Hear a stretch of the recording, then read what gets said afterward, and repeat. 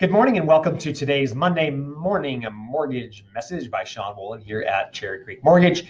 And I've got some good news for you guys. It's been a while since we've had a little bit of good news, but I want to jump right in and kind of share with you kind of where we're at here.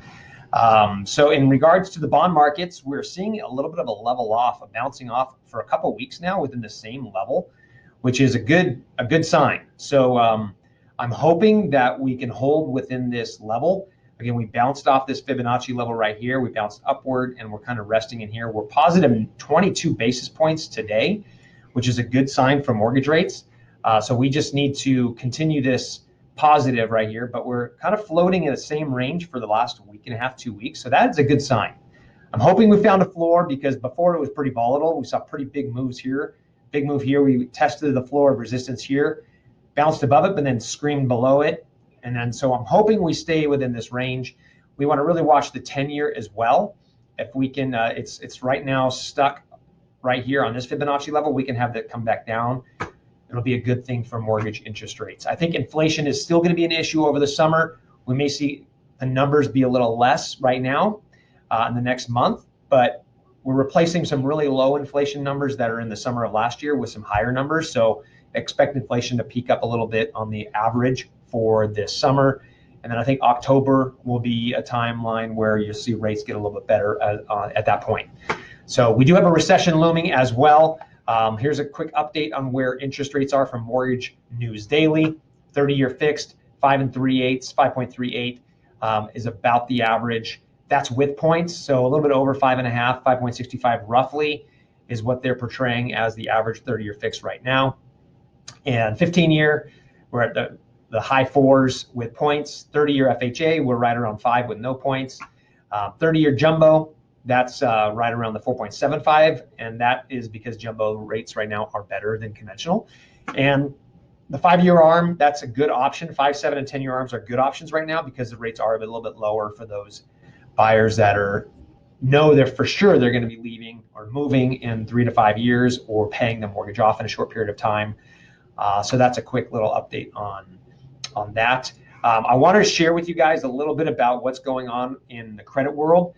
There are some really neat changes being made if you have a medical collection on your report. So keep an eye on that because they'll be dropping off a lot sooner now. They're no longer going to be able to report credit collection or healthcare related or medical collections more than a certain amount of days, and they're not allowed to post them at all if they're up to a certain amount or less than a certain amount. So I'm going to send you an update on that later once I get more details. But if you guys have customers that need credit boosting, know this: your customers have a 2-week window to run their credit as many times as possible, and it only looks like one inquiry. This is very important because a lot of people say, I'm already pre-qualified with Quicken or whatever it might be, Rocket Home Loans, and I don't want to rerun my credit because I don't want my credit hit again. It's not the case. They have 2 weeks to run it as infinite amount of times and will only show us one inquiry. Also, it's only a 0 to 5 point adjustment to credit when you do a mortgage poll. So it's not very aggressive on hurting their credit score. So I want you guys to know that. The difference between a hard inquiry and a soft inquiry is basically a hard inquiry gives us everything that we need to properly vet that file, whereas a soft inquiry just gives us a range of credit and like some generic information. It doesn't give us the details we need to do a full review. So just want to make sure you guys do that.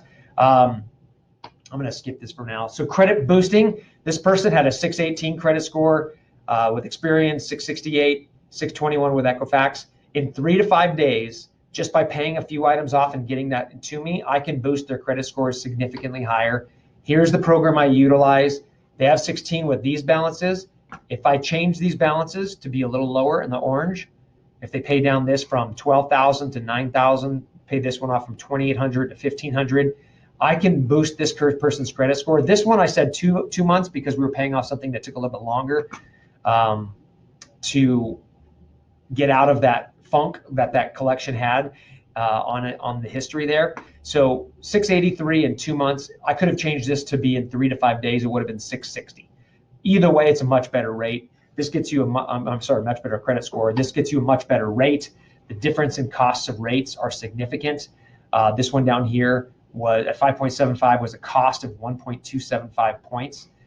5.75 in this scenario was a credit of 962. That's a $6,400 swing in costs just by fixing their credit score, and it took me 3 to 5 days. So go to FICOBoost.com and tell your customers to go there if they want a credit review. It's only if they're looking to buy a home.